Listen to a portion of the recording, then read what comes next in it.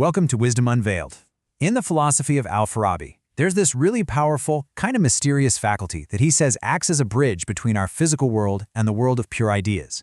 In this explainer, that's exactly what we're going to explore, the faculty of imagination.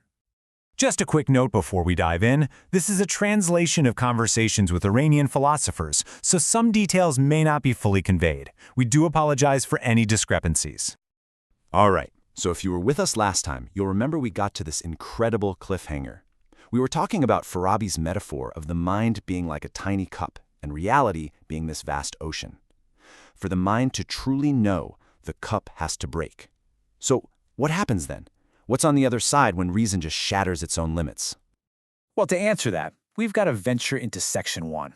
We're going to explore that territory just beyond the reach of the pure intellect, a realm that Farabi believed was absolutely essential for any real understanding. You see, Farabi maps out the mind's whole journey to knowledge as this three-step climb. It all starts with the raw data we get from our senses, right? But that data then gets processed by our imagination, and only then can it be truly understood by the intellect as a pure, abstract concept. Senses, imagination, intellect. That's the ladder we climb to get to knowledge.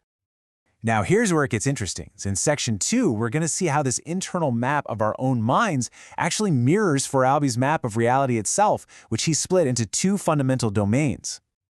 On one hand, you've got the world of creation. This is the tangible, physical world we can see, touch, and hear, everything we perceive with our senses. And then, on the other hand, there's the world of command.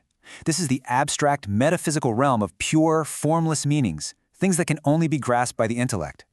And this creates a huge philosophical problem, right?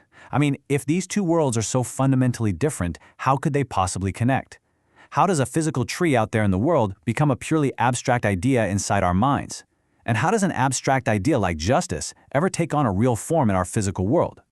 This brings us to Section 3 and Farabi's absolutely brilliant solution. He proposes that there's a single faculty that acts as what's called a Barzakh, an intermediary, or a bridge that connects these two completely separate worlds. And that faculty is the imagination. Now, this bridge works in two directions. Think of it like a two-way street. First, there's the ascent. Our imagination takes a sensory image, let's say a tree, and it strips away all of its physical matter, preserving only its form as a mental image. Then there's the descent. It takes a completely formless, abstract idea from the intellect, something like truth, and gives it a form we can actually understand, like a symbol or an image. So our imagination is this grand meeting point. It elevates the physical world by freeing it from its material chains, and it brings the high-level intellectual world down to a form that we can actually grasp. It's the ultimate unifier, bridging the highest and lowest realms of our entire experience. Okay, so this philosophical model isn't just about how the universe is structured. It has some really profound implications for how we understand ourselves.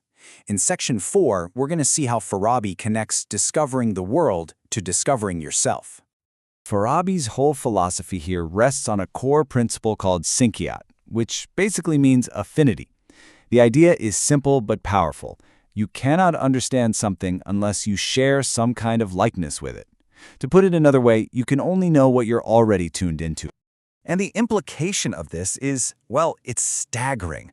Think about it. If you have the capacity to know everything, from the physical world to the highest intellectual world, then you must have an affinity with all of it.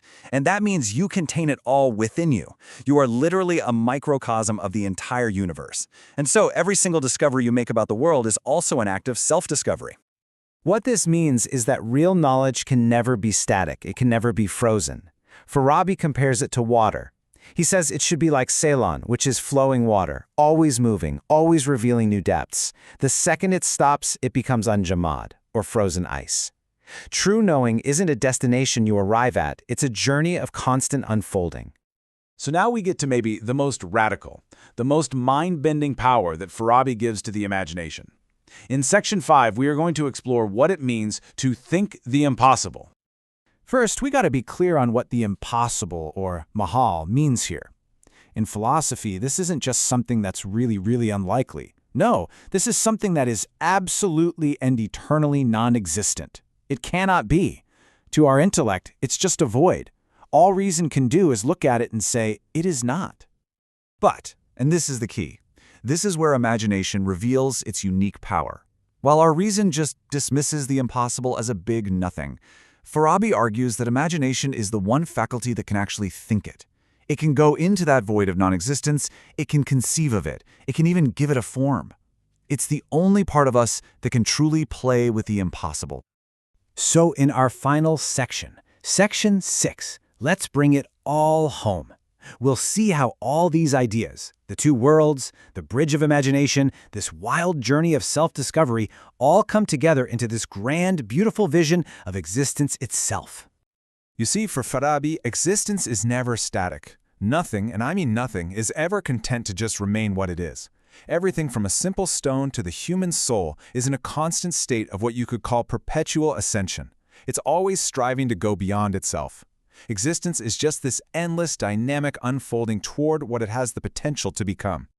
And that leaves us with a truly powerful idea. Farabi is telling us that our imagination isn't just for daydreaming. It's an active, creative force that literally bridges what is with what could be.